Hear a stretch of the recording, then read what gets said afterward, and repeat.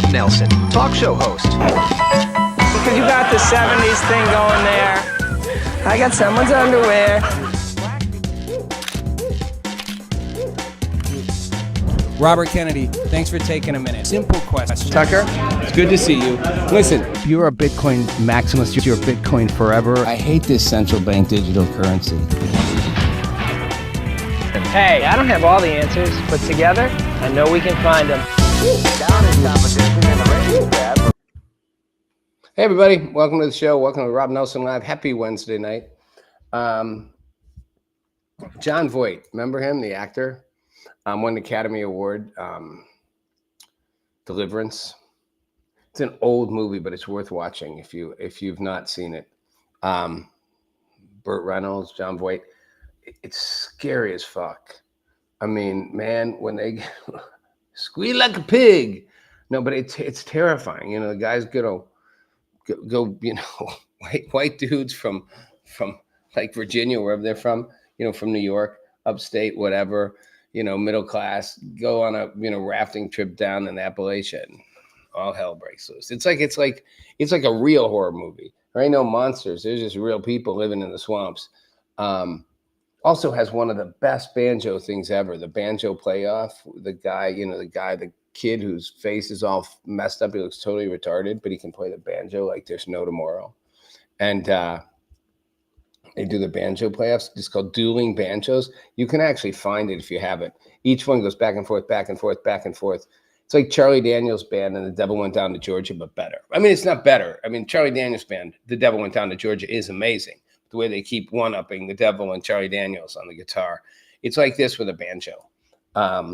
Anyway, John Voight, a well-known at this point conservative activist and actor, and one of the few kind of big names, and he's big and since he won an Academy Award and was big, and he's Angelina Jolie's dad, and hardcore on the right, said this about Mondami winning in New York.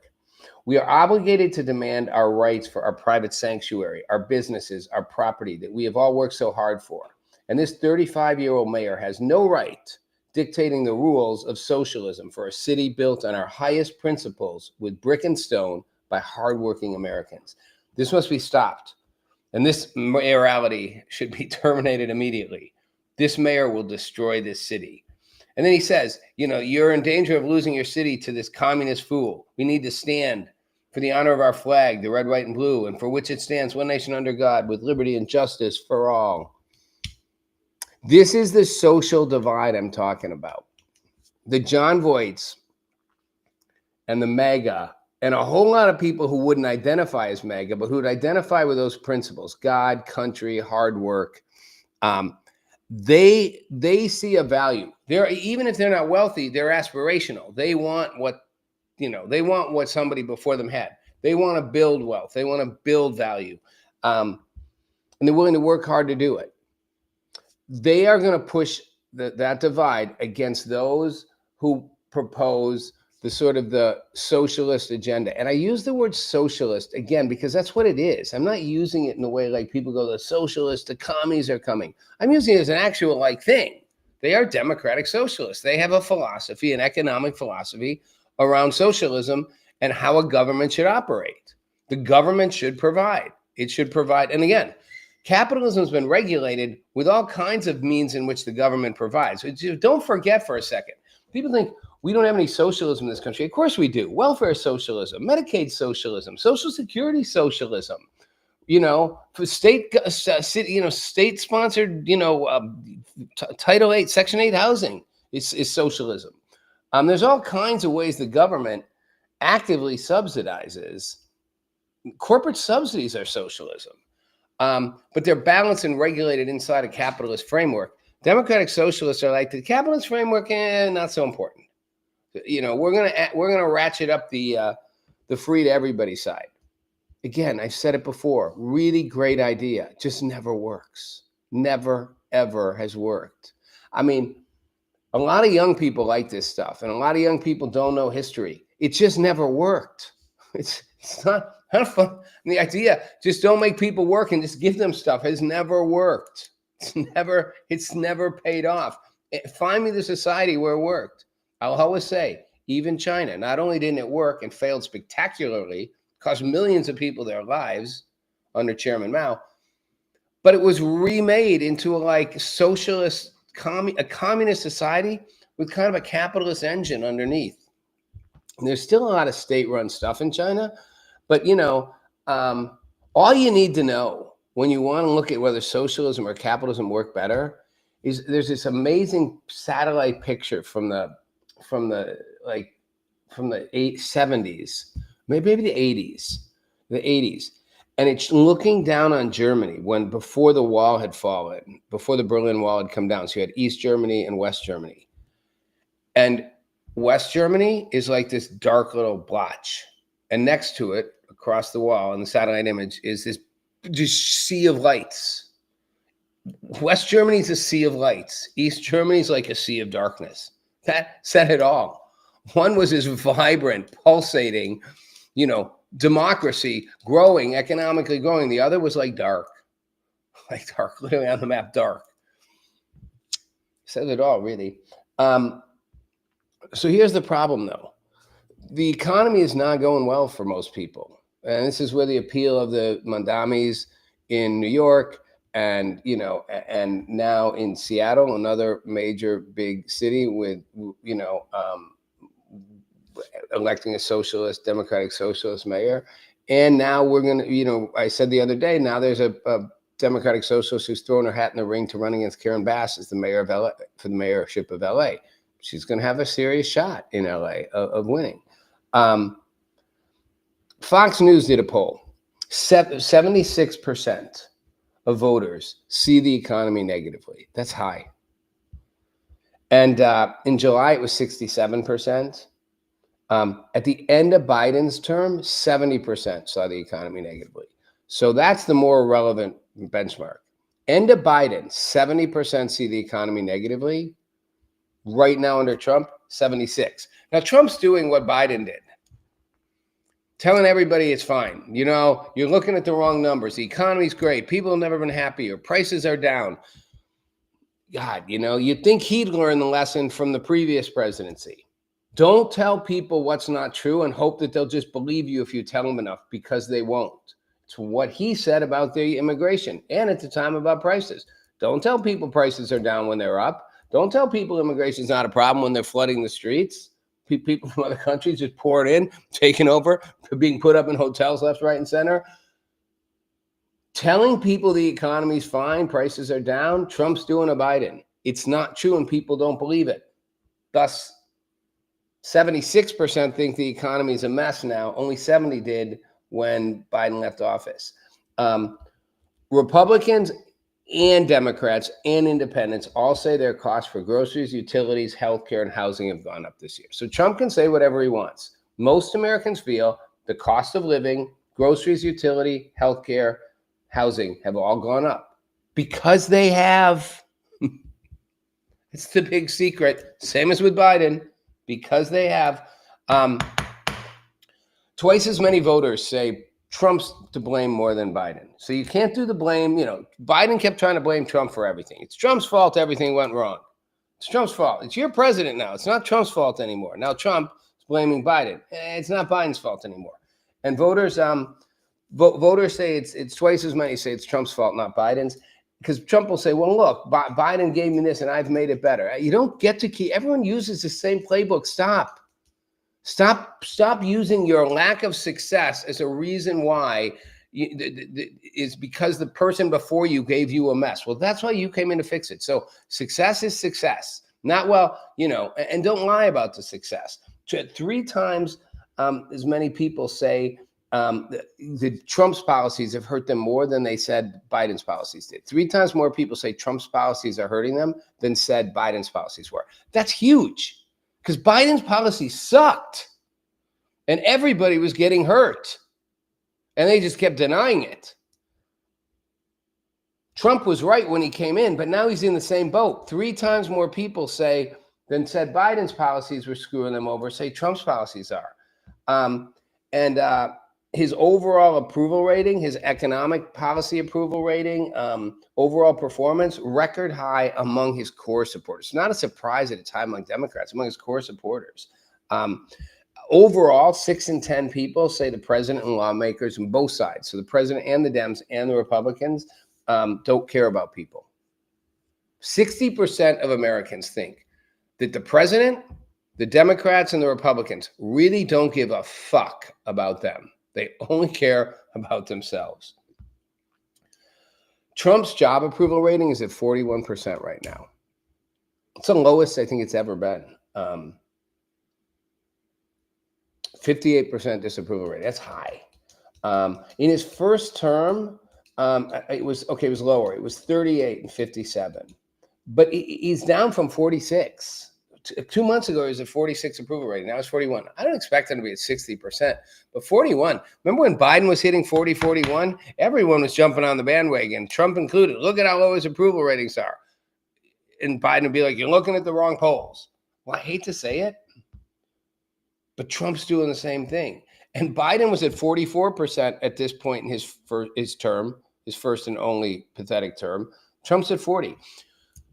So Trump's not doing well right now, and he can tell you he is, and he's getting madder and madder and yelling at people and shouting down reporters and saying, why don't you see why you're fake news? Why don't you see the great news? You don't want to give credit to us. I've been defending Trump forever for should get credit for what he did right and what he does right. There's also a point where he's doing stuff wrong. The Epstein files, it seems to be punching into the middle of all this. Oh, as I say that, conspiracy, my microphone took a dive. The Epstein file seems to be punching right in the middle of all this, and punching hard. So again, this is such a soap opera. I don't know where to start in soap opera. I'll start with Larry Summers. Larry Summers was the Treasury Secretary under Joe Biden. And he was also the former president of Harvard. And he's exactly the kind of guy I hate being like a Treasury Secretary. It's like why I love like Scott Bessent. Scott Bessent was a businessman, made a fortune, and worked Wall Street. Larry Summers was an academic. It's like Clinton had an academic Treasury Secretary. I mean, these academics, they've never really operated in the real world. So it's like Janet Yellen, Larry Summers. However, Larry Summers just got himself in a bunch of hot water because the recent batch of Epstein files that they released. Now, this is different than they're going to release everything now, but the recent batch showed they'd been exchanging text messages right up to like 2019. I mean, like right up in, like he was after the first sex charge thing, he was still going back and forth with them. And then that's right before he got arrested the second time is when the last text messages between Sumner and Epstein go. And here's where it gets all fucked up. Sumner's is confiding to Epstein about his relationship with a woman he describes as a mentee. And Epstein says he's Sumner's wingman. These guys have like hundreds and hundreds of texts. He advises Sumner's on the relationship. And Sumner's like, man, it's just like he's like a stupid high school geek. I mean, he's like, he runs through it all with her. We talked on the phone. And then she said, I can't talk later. Don't think I can talk tomorrow. I said, what are you up to? She said, I'm busy. I said, awfully coy, are you? Who is this? Jesus Christ. You don't want you running my Department of Treasury. His whole like kid back and forth. Did you really rearrange the weekend we were going to be together because guy number 3 was coming? She said, no. His schedule changed after we changed our plans. It's like a bad soap opera. He doesn't want to be the, quote, friend without benefits. Epstein's like just, giving her the advice. She's smart, making you pay for past errors. Ignore the daddy. I'm going to go out with a motorcycle guy. Like, wow, Sumner's is the daddy. Oh, Lord. Anyway, Sumner's is his like dating coach, It all comes out in the wash. And Sumner's caught with his pants down, so to speak. I bet he was a terrible lay, too. I'm deeply ashamed of my actions and recognize the pain they have caused. You don't notice when people get caught? They're always ashamed, and they always regret the pain. regret it, recognize it. It's so like obvious. It's like a kid being caught and in trouble. You just lie. You say whatever you have to say. Okay. If you are deeply ashamed and recognize the pain they've caused, why are you only saying that now after it came out and everybody knows about it? Why didn't you stop it before? And why didn't you acknowledge after the fact that you did it before, preemptively say, just want everyone to know, stuff's going to come out that I had interaction with this guy. And I just want to get up front, like 2 years in advance and say to everybody, when and if that day comes, I want you to know I said and did things I'm not proud of. I'm going to own this right now. No, you do it after the fact. And this is politicians. And this is what's wrong in American public life. And it's celebrities. We get caught and we're suddenly very ashamed. And we recognize the pain we caused. And then he says, I take full responsibility for my misguided decision to continue communicating with Epstein. Okay. First of all, you take full responsibility? That's awesome. Like, who else is going to take responsibility? Somebody else make you? Like, I take full responsibility. I don't blame anybody else. I don't blame Donald Trump. Good for you. Wow, we're making progress. Idiot, there's nobody else who is responsible. You're taking full responsibility? You don't really have an option. And, and it's a misguided decision to continue. Yeah, misguided decision only because you got caught. It's like when people say, I should never have said those things. That's not who I am. Well, it is who you are.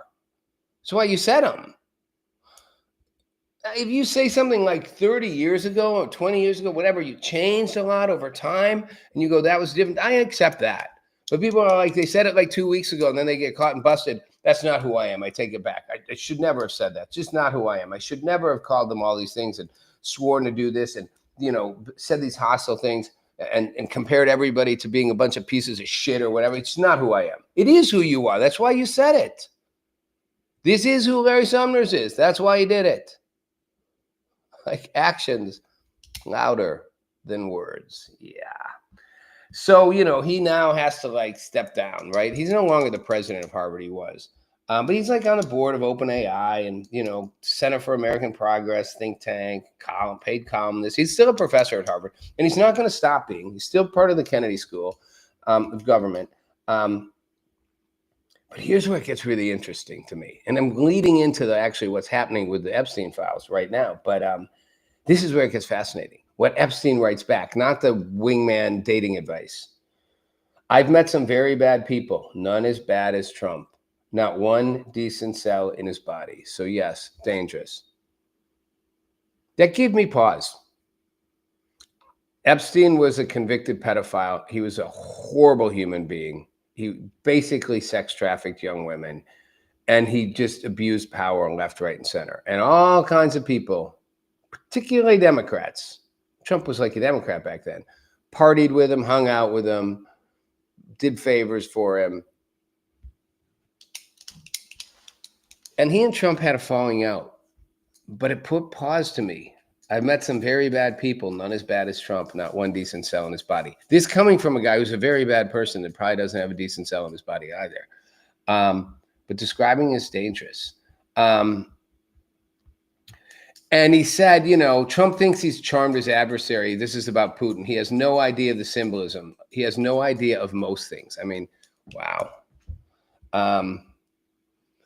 And Sumner's and this is 2016, Trump's first presidency, and Epstein go back and forth about Trump, Epstein, and Sumner's really thinks Trump doesn't have any idea what he's doing either.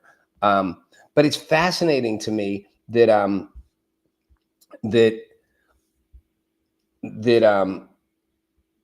just the reveals about Trump. I mean,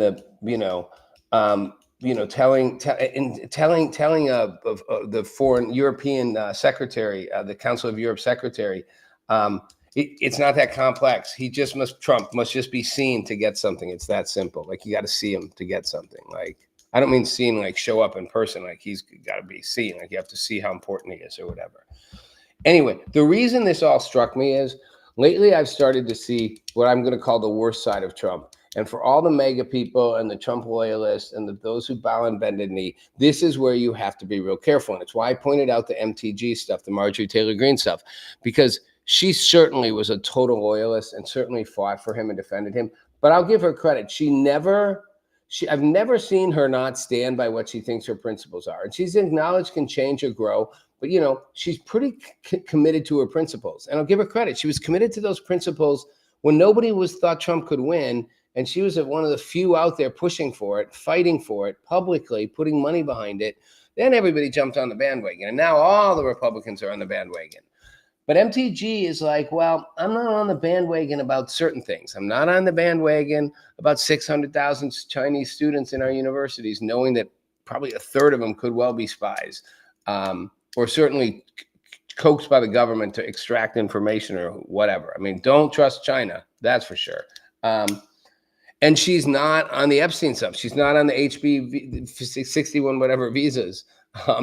For foreign workers, she's like, train Americans to do those jobs. But she was real clear. I'm on the side of the survivors here. These women were victimized, and it's not okay. And I'm not going to let anybody walk away and pretend it is and turn their head. I don't think President Trump did something wrong, she says, but we're not hiding this stuff. This stuff comes out. Everything the government knows, we should know. This to me is why Trump lost it with Marjorie Taylor Greene. I think he didn't want these files to come out. And this is why I'm scratching my head, literally and figuratively, going, what was he afraid of? What was Trump afraid of? Clearly, there isn't something in there that says he did some horrible thing. Otherwise, the Democrats would have released it a long time ago. Under Biden, it would have gotten released. There's not something in there directly making Trump out to be like a pedophile. So what's he scared of? Is he protecting others? Not his nature. I have their friends, maybe. Or is he just protecting his ego? Because he's going to look like he's it's going to look ugly. It's going to look like he was buddied up with this guy who's a scumbag. It's going to look like he's just like Clinton, maybe. Or is it even more that it's going to show stuff like these emails showed of Epstein saying Trump is basically like a horrible human being and not that, doesn't really know how, he's so easy to mess with because his ego is so big. Is he just because he's so thin-skinned? Is that what this is? He just didn't want it to come to light. I mean, I can't in my head figure out why. When all these people ran on releasing this stuff, and the Pam Bondis and the Cash Patels, and suddenly they're like, not so fast, we're not gonna. And Trump went from they're hiding stuff. And again, most of Epstein's friends were Democrats. So it's gonna look worse for them. And I get why the Democrats didn't want it to come out. And suddenly Trump changes his mind and doesn't want it to come out. And suddenly the Democrats do. Wow, can't make this up. The Democrats didn't want it to come out, probably because it was gonna make a lot of them look bad. As soon as Trump wants it to come out, as soon as Trump doesn't want it to come out, the Democrats are all like, bring it out. Can't make it up. Anyway, what's he hiding? I don't know. Hiding something. And it's cutting really deep into the core. So, and this is where I'm really starting to get worried. The stuff he said about Marjorie Taylor Greene, not okay. I mean, it's just, she's one of your, it shows you how thin the trust line goes. Loyalty goes to the moment you don't give him ultimate loyalty. He doesn't just kind of get a little distance. He did what he did to Elon Musk. He brings the friggin' hammer down. He said, wacky Marjorie Taylor Greene. Well, no, wacky Marjorie Taylor Brown.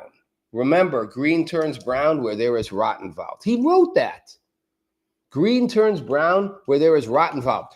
She's rotten because she wants the files released. She's been his biggest supporter. A reporter from ABC asks him, about why, if there's nothing incriminating, doesn't he want the files to come out? This is a few days ago. And he just goes off on her. And he's like, it's not the question I mind, it's your attitude. I think you're a terrible reporter. You're a terrible person and a terrible reporter. Really? On that. Okay, I'm just saying, you've got to actually hear this stuff. I laugh at the way he trolls people. He's not trolling here. He's friggin' angry. She asked, why are you not releasing these files? And for that, if there's nothing you're trying to hide, you could say, well, actually, you know, I'm not trying to hide anything, and I am now for releasing them. And the reason I wasn't for releasing them before is blah, blah, blah, blah, blah. Say whatever you want. It's not the question I'm on, it's your attitude. What's the attitude? The attitude of asking him a tough question?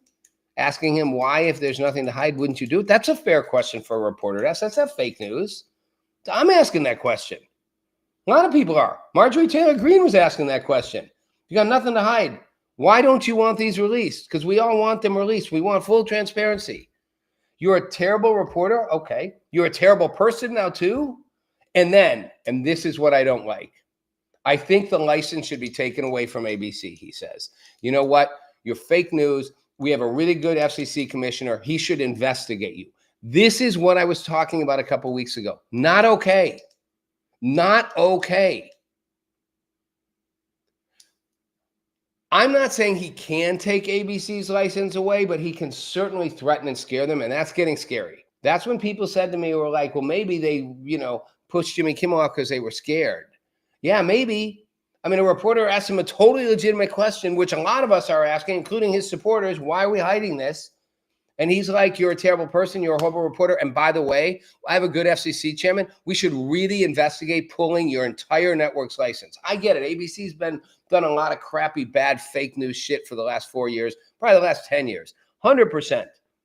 But not based on this.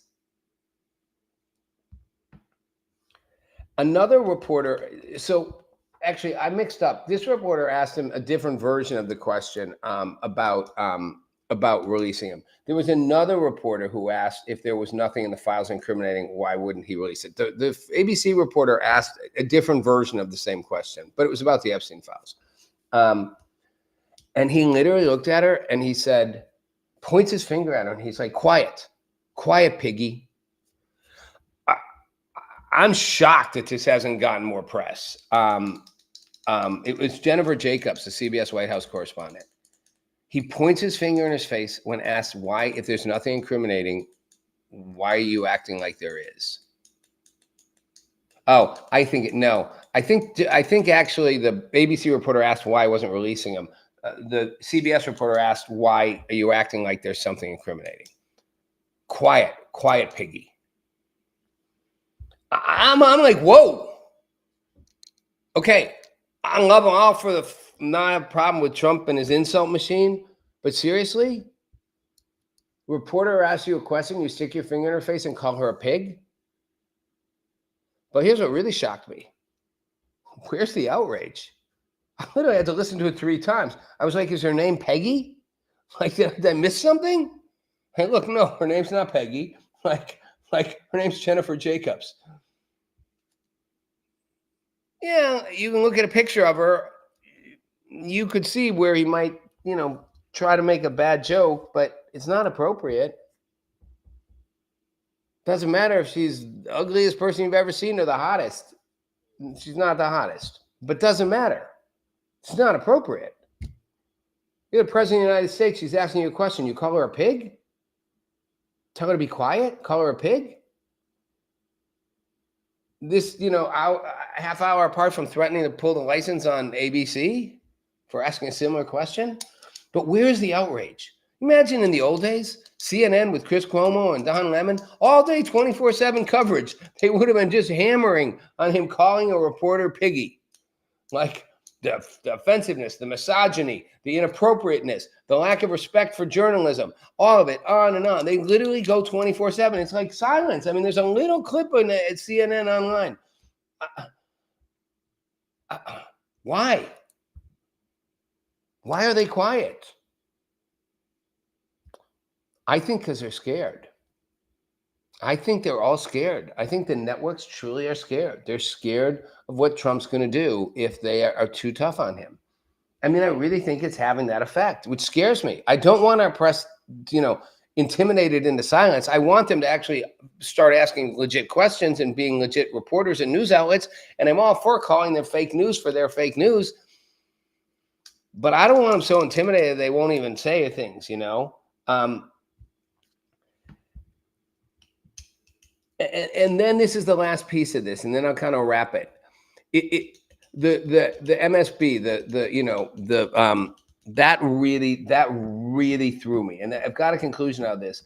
But he's got the Crown Prince of Saudi Arabia, and he's sitting with him, and a reporter asks, about doing business in Saudi Arabia. That's fair. He says, it's not my business, my family's business. That's fine. But then asks Your Royal Highness, the MSB, about orchestrating the murder, of Khashoggi. And he did. Our own CIA figured it out. It wasn't a rocket science thing to figure out. The Crown Prince put the hit on Khashoggi, who was working for the Washington Post, who was trashing the Crown Prince in Saudi Arabia.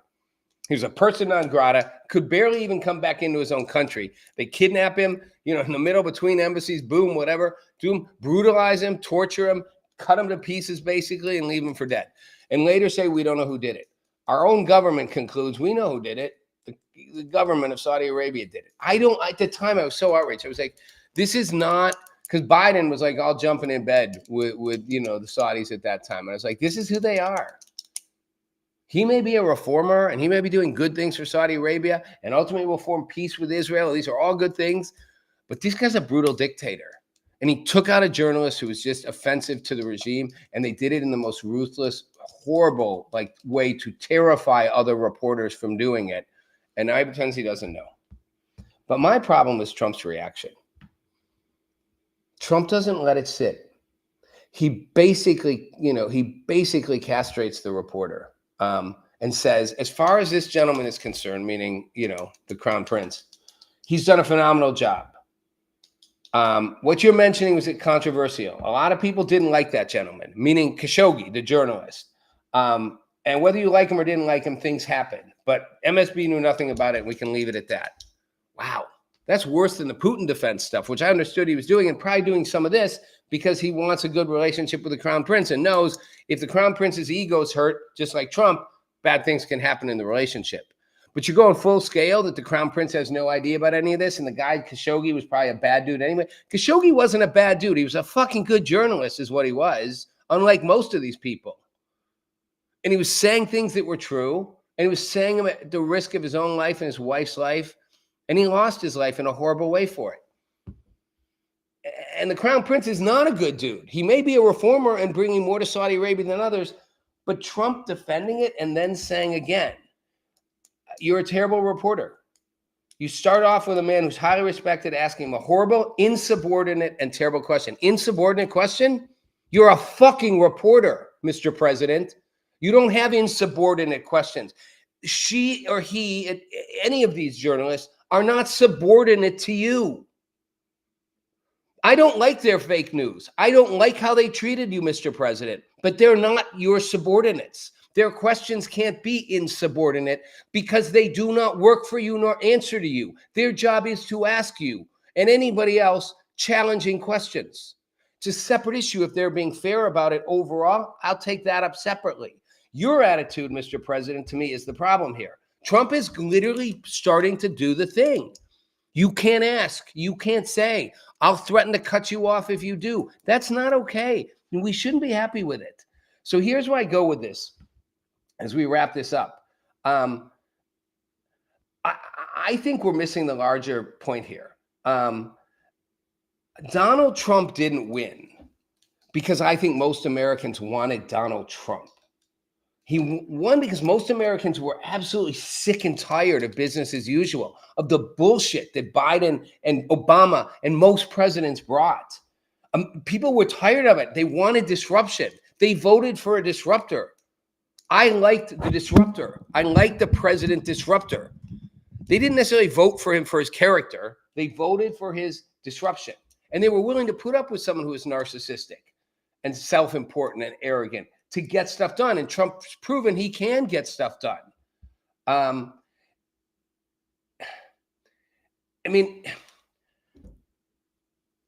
if there was a leader from the Democrat side, who did that, who really did that, people would have voted for that person if that person had better character. They just picked character comes second right now. I need the person who's not going to just keep feeding me the BS and start making changes, tell me the truth, and make things happen. If there had been a Democrat doing that, who was like an actually better version than Trump personality-wise, people would vote for that person. And the liberals who walk around thinking that most, MAGA people and all are a bunch of white supremacists, misogynists who, wives can't speak out and are afraid to tell their husbands what they think and they hate blacks and Jews. Like, no, they were just tired of watching the system screw them over. The working class Dems who voted for Trump were tired of the system screwing them over. The Republicans who were watching what was happening under Biden, Obama, and all that were tired of a system screwing them over. And they were like, no. I've heard more people say, I don't like the way he says things. I don't like the way he says things often, but I like what he's trying to get done. And again, the working class people weren't sold some bill of goods like they had the wool pulled over their eyes. I don't even know what that means. They were picking a candidate who, again, they were in a party that says it's all identity based. If I'm black and you don't don't vote for me, it means you don't like black people. I can't answer a fundamental question. What's the difference between a man and a woman? They're like, no, I want to pay my bills. Trump's going to help me pay my bills, which brings me back to the problem. Trump right now is not helping them pay their bills. And that's why people are pissed. And this will backfire. As for Epstein, we'll see. Those files are coming out. Now the whole thing turned, right? And the Senate passed it right through. It didn't even take them a day, And so the House passed it.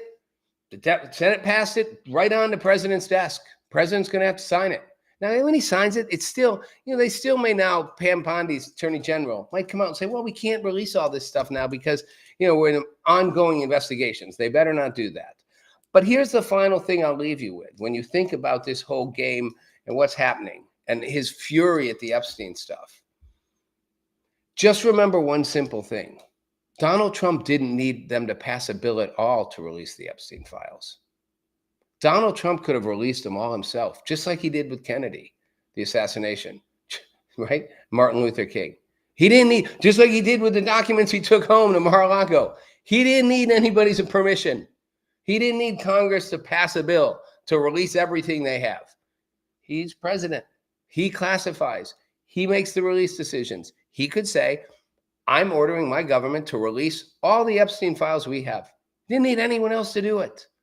That should make you ask a couple whys. I will see you on Friday. It's Rob Nelson Live. Thank you for watching. Meet Rob Nelson, talk show host. Because you got the 70s thing going there. I got someone's underwear. Robert Kennedy, thanks for taking a minute. Simple question. Tucker, it's good to see you. Listen. If you're a Bitcoin maximalist, you're a